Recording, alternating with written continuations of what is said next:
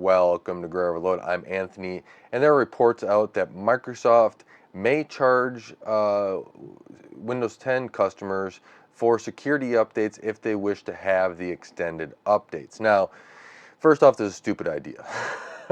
I don't know who at Microsoft's making this idea, but it's not a good choice. For one, I think a lot of people will just say, "Fine, I'll live without the security updates," and that is, going to put Microsoft in a bad light if there's something negative that comes through and hits the OS, right, and is found, and that's not going to look good for them either.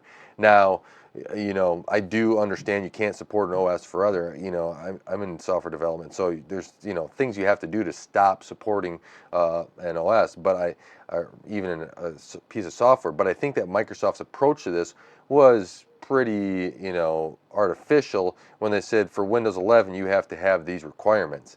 I was listening to someone on YouTube that had a great idea. You didn't have to put these updates out for for home users. They could have just went through and had their devices upgraded. I think that there are a lot of artificial side stuff because you can install still Windows 11 and get around their requirements by doing certain different things. And so, like, I have a system here that's not supported with the CPU, but it still works. It still does a good job. So I'm like, well, works fine. Works fine on, on Windows 10 too. But if you are saying you can't have this, well, then people are going to stick, you can't upgrade to Windows 11, then people are going to stick to Windows 10, and they're going to be stuck on that, device. So what you're opening yourself up to is, you know, again, with more of the stupid idea, is that there's going to be scams. People are going to scam people for these extended updates and say, you can get them from this price from us. Well, that's going to introduce a whole bunch of scams. I get Microsoft's been trying to work against these scams, but now you're inviting a way to have more of the scams. I just don't get it. And they're gonna have sophisticated email scams. They're gonna get these pop-ups that every once in a while say, "Click here, and we'll be able to help you with your security updates and get your Windows updates." And people are going to be like, well, I'm not getting my Windows updates. This is probably true. And it's just going to create a whole bunch of scams. And, I've helped out multitude of people throughout my um, lifetime of working on computers where I'm going to get phone calls, I'm going to get messages, text messages asking me, is this legit? Everything else. And I appreciate and I enjoy helping out people. But this is a problem that Microsoft created. Not them, not me, Microsoft. And people aren't just made of money that are just going to go buy a computer every 10 seconds when a new OS comes out, right? They are going to buy it when it's not working anymore, and that is the downside to being able to say that this is just a great update for Windows 11. When somebody comes through, yeah, it looks like I need Windows 11, but my computer doesn't support it. Do I just buy something new? It's very hard to justify, for somebody to be like, well, I need just a new computer just because it's an OS thing, right? It's not a hardware failing thing. And if you bought a lot of this hardware, even what Zen 1 and what was it, 7th gen, which were more than performant, weren't supported with this update or with Windows 11. So I think that this is just a huge ripe opportunity for scams, and they're going to take advantage of it. Even scams of, we can upgrade your computer to Windows 11. We'll give you this piece of hardware, this USB drive. There's going to be so much out there. Intel's just inviting this. So that's one reason. I get business side stuff, but consumers, this is going to be ripe for scams all over the place. Now, green. Microsoft keeps saying that they're a green company. They're working for, whatever they want with the green side stuff. Well, here, the problem is that while you may think that you're green Microsoft, you're updating on certain artificial OS side of things, especially in the consumer market. Guess what that's going to do? Create extra waste of good hardware that should be still being used. This is the downside of what Microsoft's doing, and maybe Linux has an opportunity here because a lot of the stuff still works with Linux. and they get updates and security updates and stuff like that too. But it's creating more hardware waste. Granted, there are more computers sold, right? Potentially, but it's more of a hardware waste where now, okay, since this cannot be used by Windows 11, we have to throw out a perfectly good working machine. It's very wasteful in my opinion, very sad. I like to see hardware, in people's hands being used. Like if I upgrade hardware, I like to, get it to somebody else that can use it rather than, it just being thrown out. I don't like throwing out hardware. I like giving it to somebody so it can be used. And it can have, maybe somebody can't afford a brand new computer. Well, if I can give them one that can help them out, I like to do that sort of thing. To me, that's better use of hardware than just getting rid of it.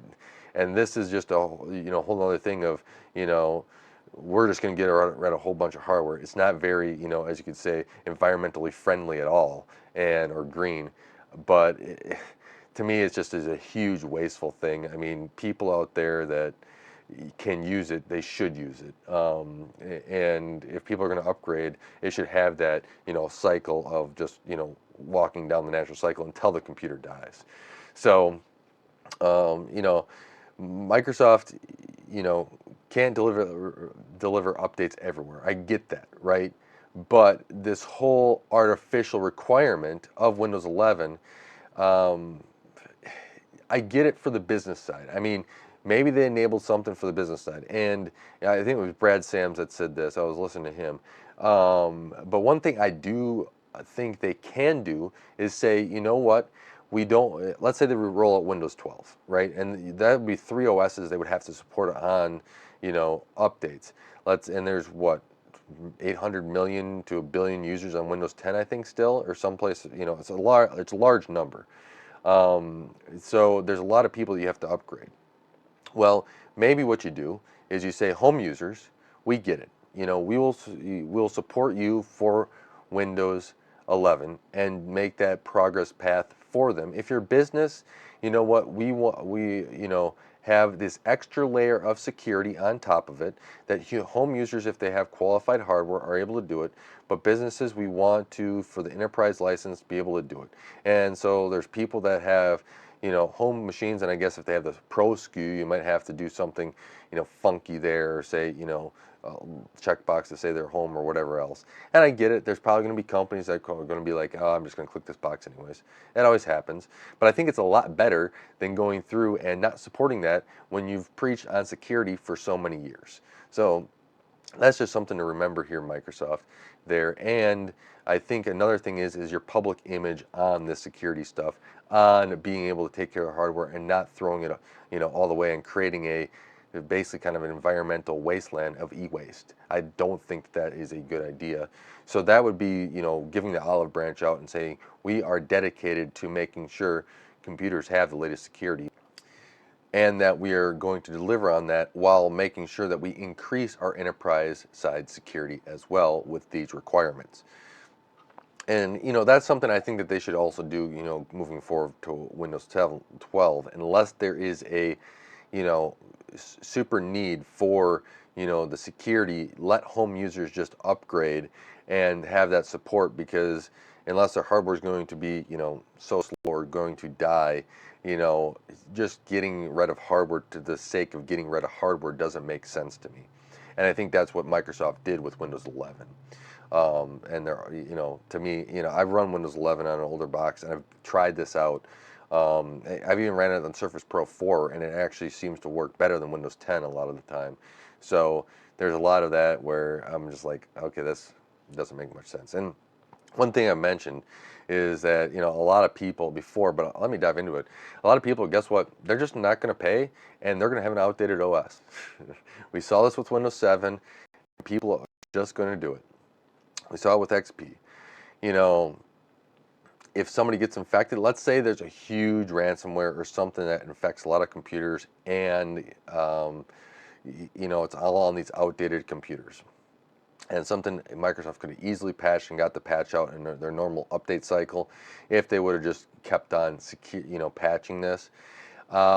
We've seen it before, and Microsoft gets a huge negative hit, And it's not a financial one because you know well, it could be, right? It could be a long-term financial one, but it's not directly financial because people aren't buying the security updates or using the latest OS of Windows 11 or Windows 12, whatever's out. But what they are doing is it's going to create a huge public negative image. Oh, Microsoft decided to get these people that didn't want to go and buy new computers for their Windows 11's, requirements. So now they are all infected. All these computers are infected. It's not going to look good, Microsoft. So just take that into consideration. Um, that that it's going to be happening here. I can just see, scams and it all adding up. And eventually, you know, yes, you could backtrack and be like, you know what, we are going to do updates and give them all away. But is it worth the public hit up front in order to get you there? And maybe that's what it's going to take for Microsoft to do it. But if you just were to take the steps to begin with and throughout the olive branch, I think that get people, realizing, oh yeah, Microsoft has my back in the security or whatever else, rather than, okay, what is now Microsoft going to cut or change on me, right? There's that sort of thing with Google that has happened in the past where Stadia, thing was just like, okay, this seems like I'd like to try it out, but is it worth my money to go and buy it, or is it just going to die and not be, supported long term?